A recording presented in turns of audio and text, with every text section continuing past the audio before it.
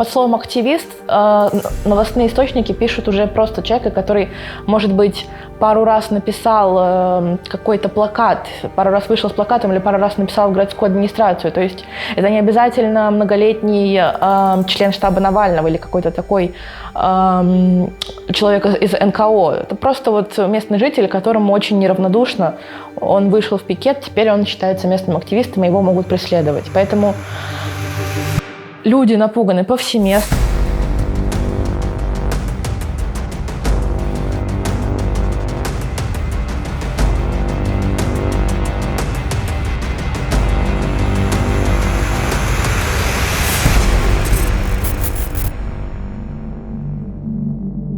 Это законодательство. Это две уголовные статьи, которые появились в Уголовном кодексе Российской Федерации в марте 2022 года. То есть буквально через 2 недели после начала полномасштабного вторжения в Украину. Как только началось вторжение, люди начали массово выступать против, выходить на улицы, писать в соцсетях публикации, делать какие-то действия, всячески выражать свой протест публично и индивидуально. И очень быстренько российские держатели власти придумали эти 2 статьи. Первая статья – это 207.3. Ее полное название – что-то вроде «Публичное распространение заведомо ложной информации о действиях вооруженных сил Российской Федерации». Коротко мы называем статья о фейках. Под эту статью подпадает распространение на каком-либо публичном формате, об этом поговорим отдельно, какой-либо информации, которая не соответствует тому, что говорит Министерство обороны Российской Федерации. Это первая такая устрашающая статья. По ней можно получить до 15 лет лишения свободы. В этом году подняли, теперь минимальный срок 5 лет, потому что люди не умолкают, люди по-прежнему протестуют.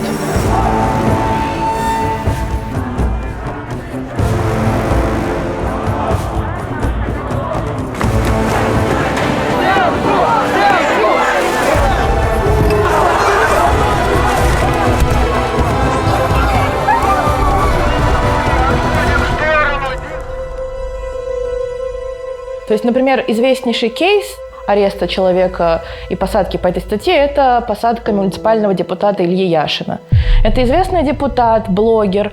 Он ведет очень популярный видеоканал на Ютубе, и он записал видео о той резне, которая произошла в Буче. Рассказал своим подписчикам всю правду. Эта правда верифицируется множеством международных источников. Есть фотографии, есть видеозаписи, есть свидетельства оставшихся в живых. Но Министерство обороны РФ сказало, что эта информация не соответствует действительности, и его привлекли как человека, распространяющего заведомо ложную информацию о действиях российской армии, то есть фейки. У него один из самых больших сроков по этой статье, если не ошибаюсь, 8,5 лет. Также по такой статье сидит другой муниципальный депутат Алексей Горинов, человек с инвалидностью. У него 7 лет, молодой студент из МГУ, автор паблика «Протестный МГУ» Дмитрий Иванов. У него 8 лет, если не ошибаюсь. И сейчас преследуются люди не только из Москвы, но и из Новокубанска, Новосибирска, в общем, из самых разных регионов России. Люди преследуются по статье 207.3, потому что они где-то сказали, выступили о том, что происходит на войне, что на войне происходит преступление против человечности, там происходит издевательство над мирными жителями, или даже просто само слово «война» сейчас иногда преследуется, потому что по официальной версии Российской Федерации она ведет специальную военную операцию.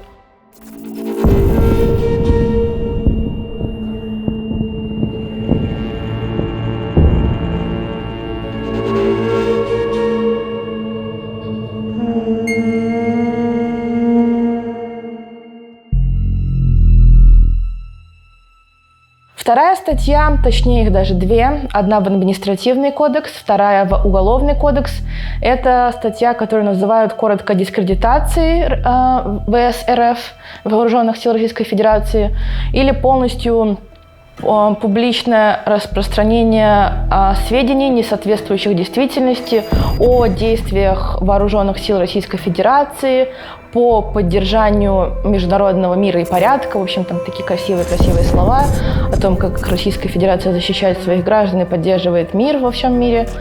Коротко, статья в административный кодекс называется «Дискредитация армии», а в уголовный кодекс «Повторная дискредитация», потому что если тебя привлекли первый раз по этой статье, это административное правонарушение, это штраф просто для граждан от 30 до 50 тысяч рублей, там для должностных лиц и для организаций немножко повыше расценки.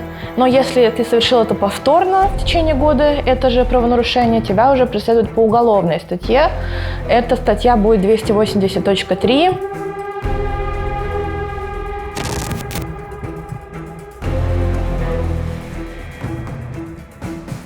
Оно, конечно, радикально изменило все, то есть сейчас, если раньше пикеты были как-то более популярны, то сейчас именно на эту тему люди страшатся выходить в пикеты, потому что преследование, даже если мы говорим о первой административной статье, 50 тысяч – это примерно средняя зарплата в России, поэтому лишиться зарплаты, если не планируешь покидать страну, тоже такой момент.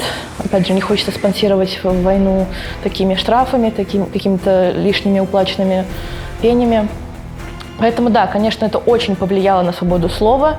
Если в первый как раз месяц до того, как законодательство вступило в силу, было подписано, было очень большое количество таких массовых митингов, публичных протестов, то оно стало со временем снижаться.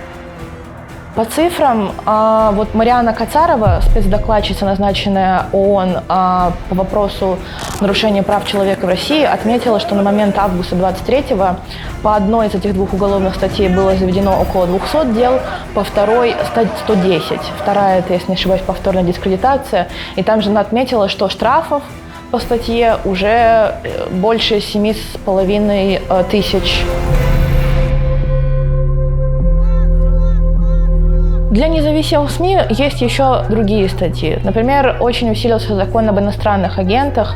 Например, по нему ликвидировали бывший правозащитный центр «Мемориал», потому что он не соблюл какие-то формальности, которые невозможно было предсказать. Потом есть законодательство о нежелательных организациях. Например, по нему страдают очень большое количество СМИ, потому что если СМИ признаны нежелательной организацией, распространять материалы такого СМИ уголовно наказуемо. То есть люди перестают репостить в свои социальные сети, перестают подписываться на те или иные медиа в интернете или в соцсетях, где они зарегистрированы, перестают поддерживать их финансово, что тоже влияет на их способность выживать, так как они независимые и не поддерживаются там каким-то государственным фондом. Вот совокупность законов об инагентах, о нежелательных организациях и, конечно же, о фейках, что их блокируют на территории РФ, там все возможные сайты и так далее. Вот эта совокупность, конечно, мешает независимым СМИ работать и рассказывать правду. Если смотреть на историю тех, кого преследуются, то это уже давно не только политические деятели или видные блогеры, но и пенсионеры, рабочие заводов, студенты, даже вот, по-моему, самый молодой, преследующийся по одной из двух статей, ему 16 лет сейчас, и вот он помещен в СИЗО. Когда начинаю думать о пострадавших семьях, это действительно, как вот вы рассказали, это дело семьи Москалевых, где девочка Маша, шестиклассница в школе, нарисовала антивоенный рисунок. Преследовали за это ее отца, и он попытался покинуть страну, но безуспешно, и он сейчас находится в колонии.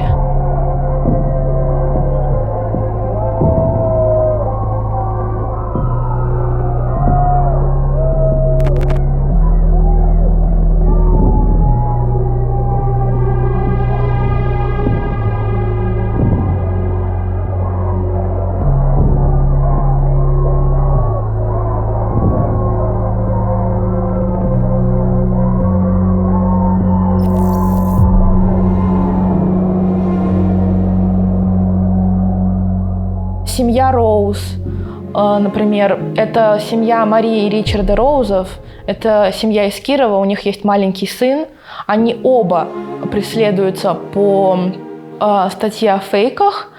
Муж, к сожалению, вот в эту субботу получил срок, он был размещен в СИЗО сразу же, и он оказался в колонии, ему дали 8 лет лишения свободы. Жена с сыном смогла покинуть страну. Почему я знаю? Я видела их на последнем митинге. Судя по тому, что они на него вышли с плакатом «Putin, where is my daddy?», они, наверное, не скрывают этот факт. как минимум от польских властей. Они находятся здесь, и жену тоже преследуют. Она смогла вместе с сыном выехать. Оба члена семьи Роуз размещены в систему Росфинмониторинга как подозреваемые в преступлениях о терроризме. Почему это тоже губительно? Потому что с этой системой у тебя блокируются всевозможные банковские карточки, имущество на территории РФ, оно вот как бы арестовано. То есть женщина здесь сейчас, по сути, без средств к существованию.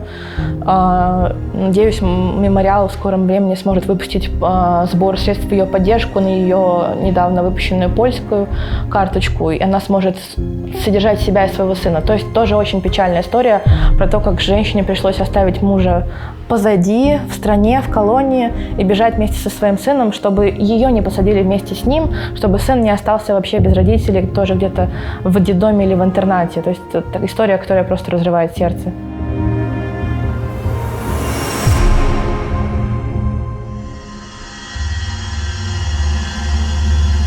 Насколько я понимаю, каких-то массовых митингов в России не было с прошлого февраля, потому что их сейчас, мне кажется, просто никто не рискнется организовывать. Не то, что подавать какое-то уведомление о регистрации в ведомство.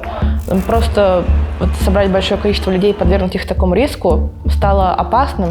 Почему я об этом говорю? Потому что в 2021 году такое происходило часто. То есть в 2021 году происходили другие политические события в России, которые также вызывали массовое возмущение.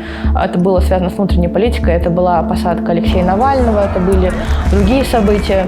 И тогда можно было говорить о массовых митингах, например, если мы говорим о Москве, на Пушкинской площади, 150 тысяч человек. Последний раз такое было видно в феврале, в первый день вторжения, на следующий еще несколько выходных впоследствии. Как только появились эти уголовные статьи, митинговая деятельность пошла на спад. Отдельные смельчаки, говорю, продолжают выходить с пикетами. В общем-то, ежедневно, еженедельно, но в основном не больше 2 раз, то есть не доходя до статьи, которая уже повторная дискредитация, ограничиваясь какими-то административными наказаниями, потому что риски за высказывание стали непомерно большими.